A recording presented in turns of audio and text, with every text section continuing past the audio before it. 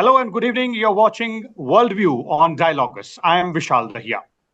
In this episode, we're going to talk about the ongoing Israel-Iran conflict.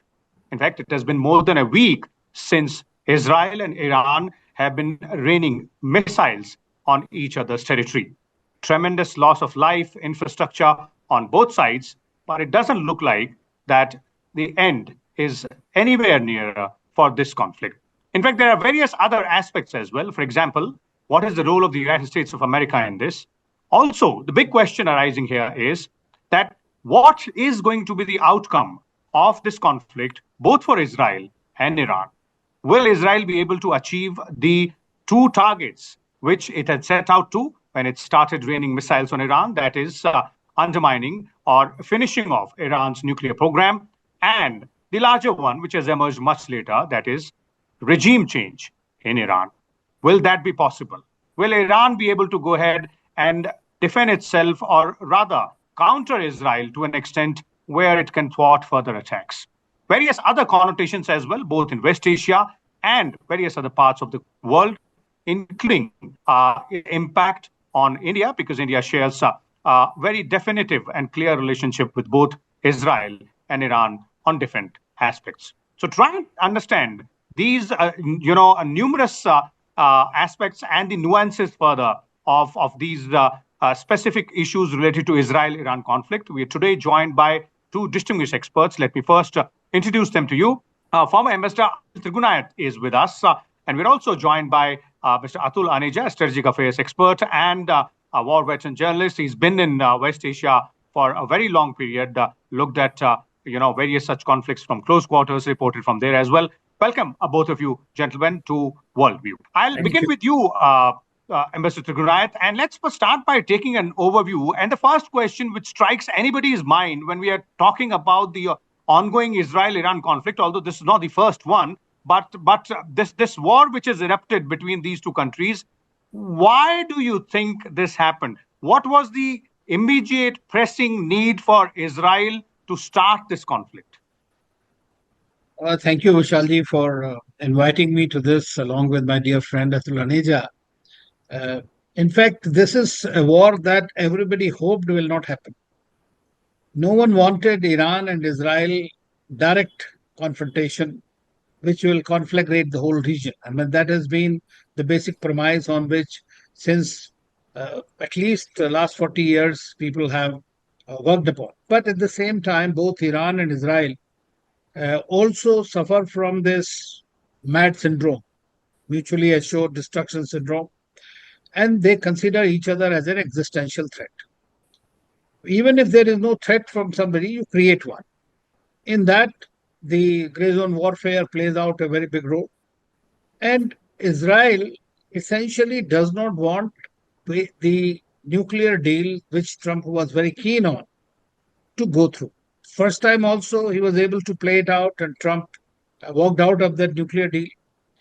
This is the second time this has happened, because you know that on the Sunday there we supposed to have another last meeting of the meeting, the sixth round between Steve Witkoff and Argachi in Oman. But just day before, he started these direct hits. According to him, he determined that Iran was on the verge of making 9 or 10 nuclear weapons and had enriched enough material. I mean, there's no doubt that ever since the fall of the JCPOA, Iran has continued to enrich as a pressure tactic, as well as trying to really pursue a weapon, which they have been denying it. But the fact remains is that today, if anybody can get it, will get it. And that's Iran is not going to leave that quest. They were not here. That is very clearly evident from two things. One is that Tulsi Gabbard herself, in her testimony, said that Iran was nowhere near having a weapon. Then Grossi, the IAEA Director General, just 2 days ago, has said that they had no evidence that Iran was pursuing systematically a weapon.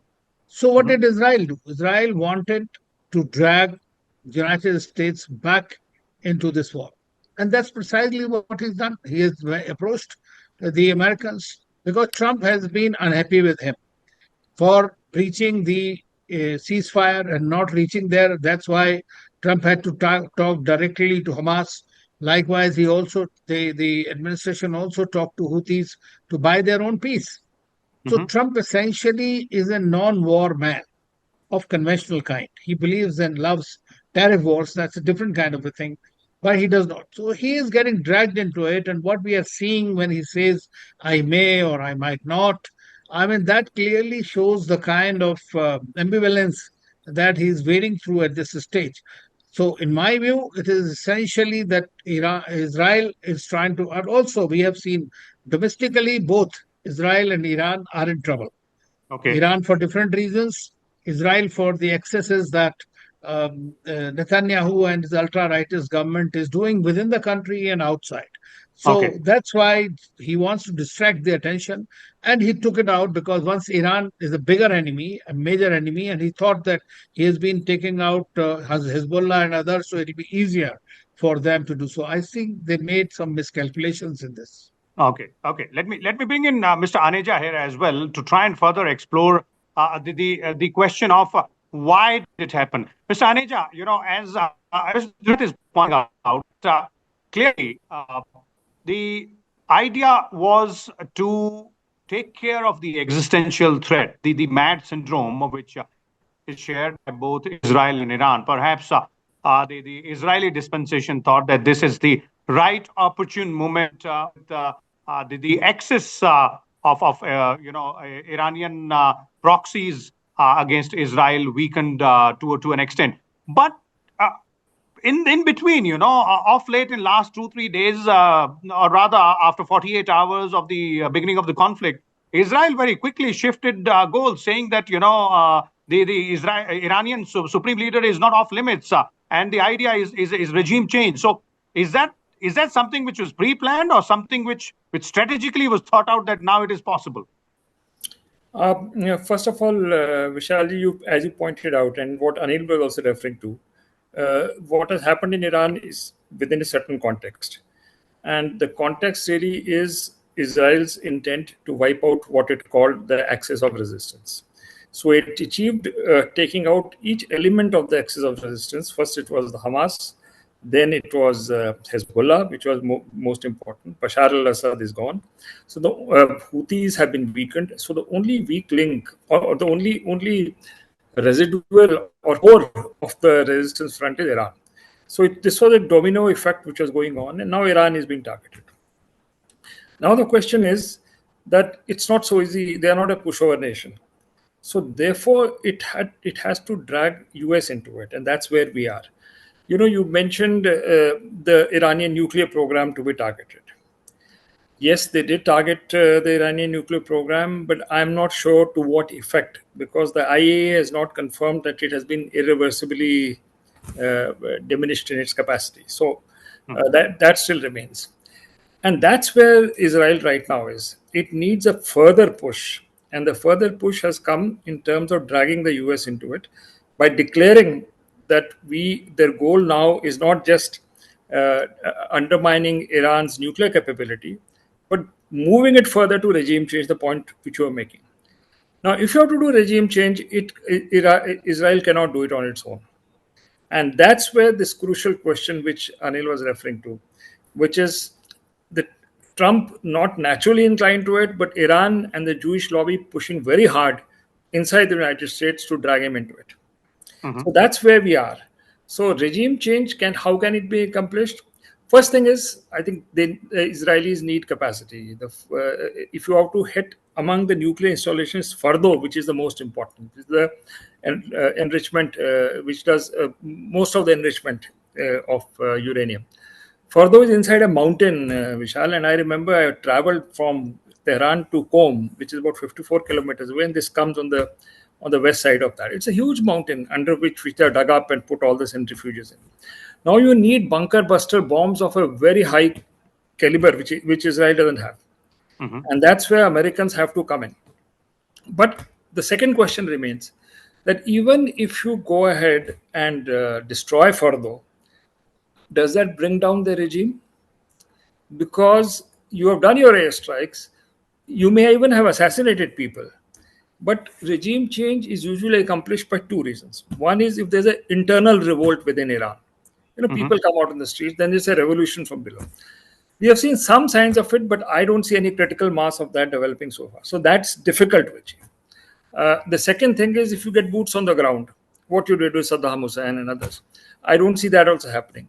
So while this may be Israel's intent, regime change, but I don't see that coming to its logical conclusion.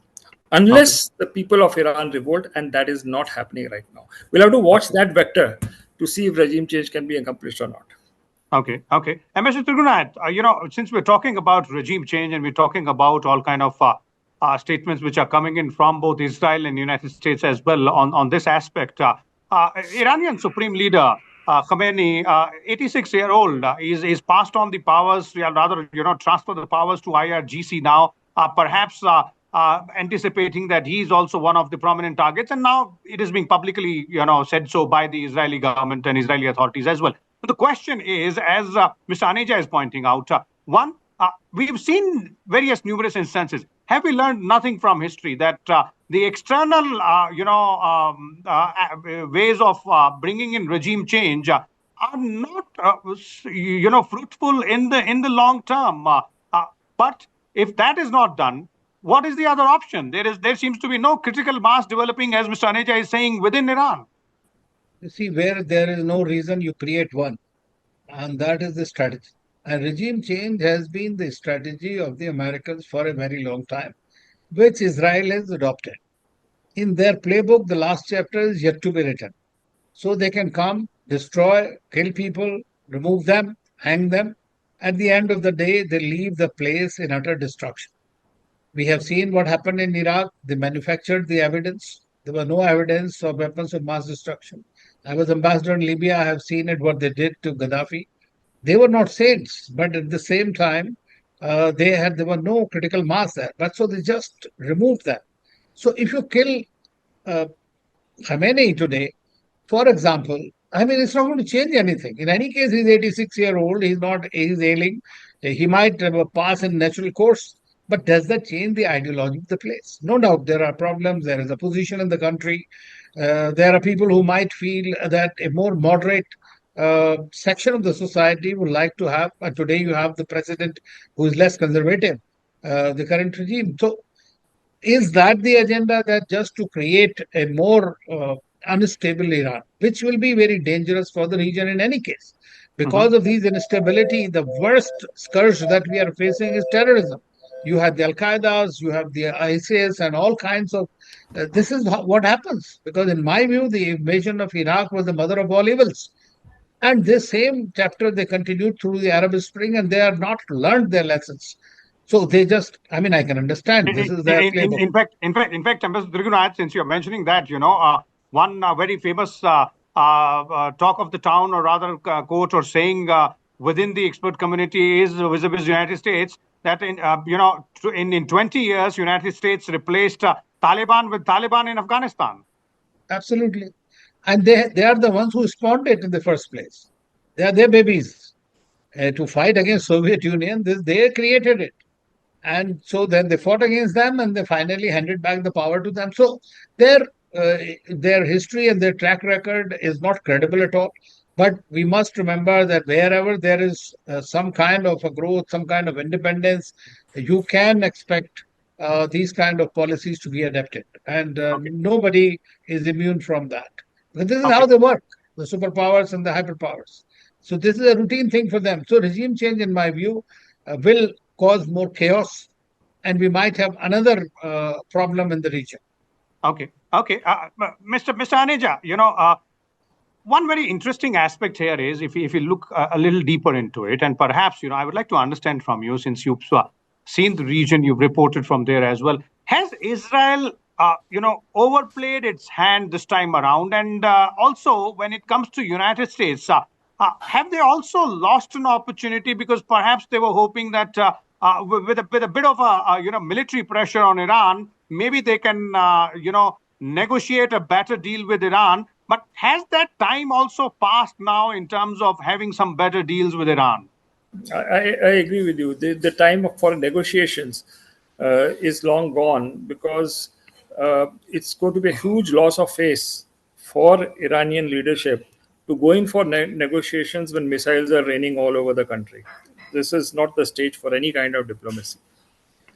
The second point I want to make is that perhaps they went too far, the Israelis, and they cannot accomplish regime change right now. And I'll tell you why. Let's look at three examples of regime changes. Let's look at Iraq. Iraq, they could achieve regime change because you send US forces into Iraq, and they toppled Saddam, and you created an alternate government out there. Dysfunctional for a long time, but nevertheless, you had the critical mass to create, you had the armed forces to create regime change when it came to Iraq. Libya, extensive use of terror groups who marched from Benghazi, where Anil was there, and I was reporting from Benghazi. Sorry, he was there in Tripoli while I was reporting from Benghazi. I remember that day in March when there was this fear that the hordes are going to descend on Benghazi, and and finally it leads to killing of Gaddafi. So again, you had people on the ground who could do it. In the case of Iran, I don't see from where are they going to get, unless people within revolt. If they don't, you are not going to get people or forces marching from Iraq into Iran. If you look at the geography of it, none of the Gulf countries are going to do that. So therefore, I don't see how, suppose Americans do the thing. They say they have weakened Iran, and let's say they drop large contingents. Let's say what we possibly did in Tangail in Bangladesh, something like that. You drop forces, but then it's not easy, because while you're doing air attacks from the air, that's a different ball game. You have acquired air superiority. Then if you land forces there, let's say drop forces, and by the way, this was done during Carter's time, 1970. They dropped people and they were smashed just after the revolution. Then it comes to a ground warfare. The advantage which you have from having air superiority, you no longer have on the ground. You don't know the terrain as well as the Iranians do. And have those ground forces, there's a combat between them. I'm not sure where you can accomplish. Then it becomes an urban warfare, which went on for some time in Iraq, and in Afghanistan, the guerrilla war tactics. Then it becomes a different ball game altogether. It's a different ball game altogether. I would look at the reverse. The point which Anil made initially, that the Netanyahu, I would call it regime, is also under pressure from his domestic audience. With great difficulty, they managed to form this coalition with the right and ultra-right. But there is a groundswell of opposition against Netanyahu. None of the hostages, or very few of the hostages, have been released. The objectives of their attacks in Gaza have not been achieved, and you see these protests building up in places like Tel Aviv. It's like a Tahrir Square there as well. So if the war gets prolonged and Iranian strikes continue, if they do manage to, may not be with the same momentum, but still be able to cause some damage, then the shoe is on the other foot. There's going to be a lot of people within Israel who are going to question, why the hell are you doing all this? Half of a country is living in shelters. If they can prolong it, if the Iranians cave in quickly, then it's a different thing. But please go ahead. That's because that's a much better, a much rather improved democracy than Iran there is. People have, a much larger opportunities to go ahead and express their opinions openly. So basically, it's a double-edged sword, which perhaps the Israeli Prime Minister is walking on right now. But let's I like to shift focus to very immediate concerns and to very immediate aspects, and that is quickly from both of you. I'll start with Mr. Trigunayat. Mr. Trigunayat, let's look at it from Indian perspective. And when we look at it from Indian perspective, I would also like your comment on the Pakistan's position in this, because Pakistan is considered a very close ally of Iran now. The Pakistani chief of army staff, who's just recently was made field marshal, had a cup of tea or a luncheon with the US president as well. Once again, can we see shifting alliances for Pakistan? Are they in a bind? Are they in trouble? Are they at crossroads? And what does this mean for India, this entire conflict, and which way Pakistan decides to stand? Well, let me first talk about Pakistan. Pakistan is a nation of mercenaries and a rentier state. So they will fall for anybody who pays the price. They initially, when they saw some Islamic elements there, wanted to create that, okay, we have the Islamic bomb, and if Iran is attacked by nuclear bomb by Israel, they will go and bomb Israel. That was to garner their solidarity with the Islamic world. But the fact that it also is a non-NATO country, it still remains to be a non-NATO ally, and they have very close military and intelligence partnership with the United States, irrespective of whatever we have seen in the past. Very close. That we have seen with the CENTCOM commanders' comments also before this. The kind of PR firm, Schiller Company, that they have hired, which is very close to President Trump. President Trump, in his very first speech on January 20th, thanked Pakistan for helping them with some release of some people. Now, getting General Munir, firstly for June 14th parade, and then to be having lunch with President Trump is definitely a big change in that sense. Big change in that sense is that they know that only person who counts in that country is the army chief, or now he's field marshal. And therefore, he is the one who's going to decide where to move. Now, as like 9/11, they are ready to take the bulk from the Iranian strategic ports and airports and use them to fight against Iran. So this is something that they are trying to work upon, and they would have got. Pakistan, in any case, now I saw some reports that they've been offered the F-22 Raptors, F-35s, and some other military assistance. Trump himself had given $400 million for those maintenance of F-16s to them, and he's giving them the total win in my view. So he has strengthened the position of Pakistan. They have got something from IMF. They got Asian Development, World Bank. I mean, that could not have happened without the American support. So that is there. So Pakistan benefits in this, but Pakistan will not veer away from China. That is my reading in that case. Irrespective, they will play both. As far as India is concerned, well, this region, in my view, is of existential importance for us. Security and stability in the region is of utmost importance for supplies of energy, supplies of economy, the manpower that we have 9.5 million people, their safety, security. We just took out about 100 odd people from Iran, and there are several hundreds in Israel as well. We had done it earlier. We can do it. We have to do it again. So think about the proportion that the energy supply will be disrupted. Your manpower, the human resource or Indians who are their expats are going to be in the line of fire. So last time, if you remember, in Abu Dhabi, when one drone struck, the only person who died was an Indian. And in Israel also, when the Hamas, the previous war, it was the Indian nurses. So there are so many of them. And that's going to be a major challenge for the government. That's why Indian government has been involved from the beginning, talking to everybody, try to assuage the situation if it is possible, and talking about dialogue, diplomacy, and all that. Of course, it's not the time for that. Only country that can stop it jointly is with Russia. So Russia and the US can jointly do that. Okay. Mr. Aneja, your concluding comments on these two aspects, first from India's perspective, because we have strategic partnership with both Israel and Iran. We've seen how our partnership with Israel is important in during Operation Sindoor. As far as Iran is concerned, the entire energy supply, the supply chain movement, Chabahar port and all. So this is really, really important for us to have peace in the region and ensure that our relationship with both these nations continue. And therein comes the Pakistan element as well. So how do we navigate this? First of all, reinforcing our strategic autonomy as a concept. Because here are contradictory interests. Weapons from Israel, very important.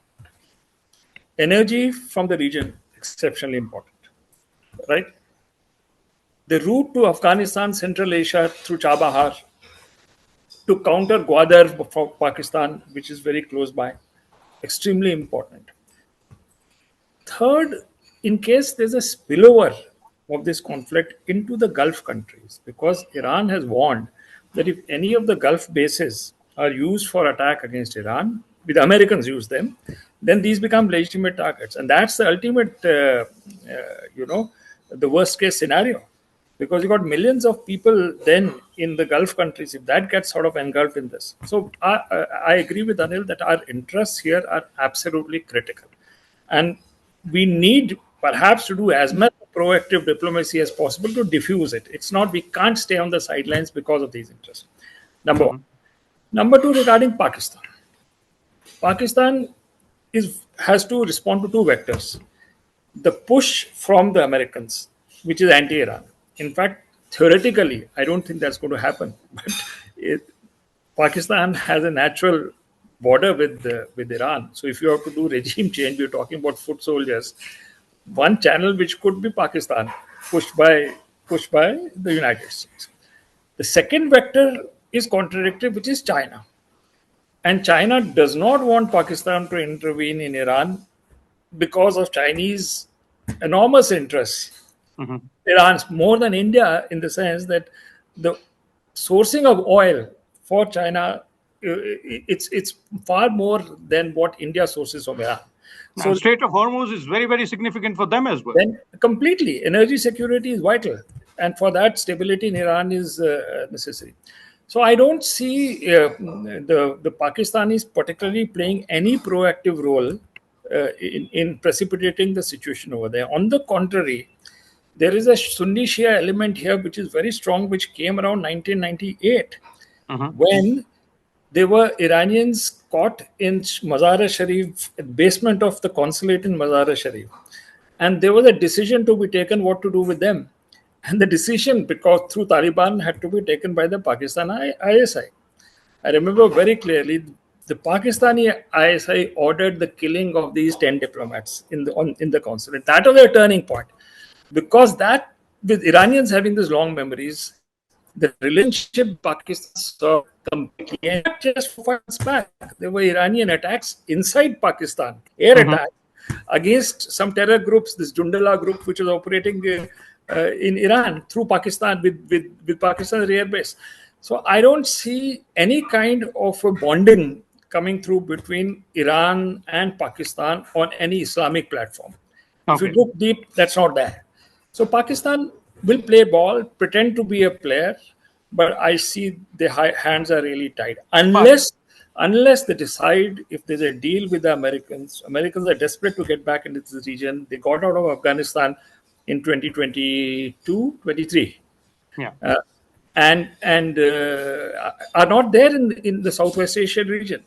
They can make a comeback through Pakistan, and that's the reason why I think they started cultivating Pakistan so openly. And Trump also talking about intervention in Kashmir. Indeed. So I think Americans will try to get back through Pakistan, but let's see how the Pakistanis react because of the Chinese pressure there, which is a battleground between China and United States. Okay, clearly, it looked like, as both of you are pointing out, that it is just not as simple as Israel versus Iran conflict or Israel versus Iran war. There are many layers to it, very complex equations being involved, with, of course, the regional powers, regional, countries like India and Pakistan and other regional powers in the Middle East or West Asia trying to find a footing for themselves, trying to protect their own interests, and of course the larger powers like China, Russia, and United States having their own short-term, mid-term, and long-term goals to stay for in the region and find solutions as well. Thank you so much, Mr. Aneja and Mr. Trigunayat as well for joining us and sharing your valuable inputs with us and our viewers on this ongoing nasty conflict between Israel and Iran. Let's hope there is a peaceful resolution to this conflict as soon as possible. We'll come back again next week with a different topic. Till then, keep watching other episodes of Worldview and Dialogues as well. Thank you. Thank you.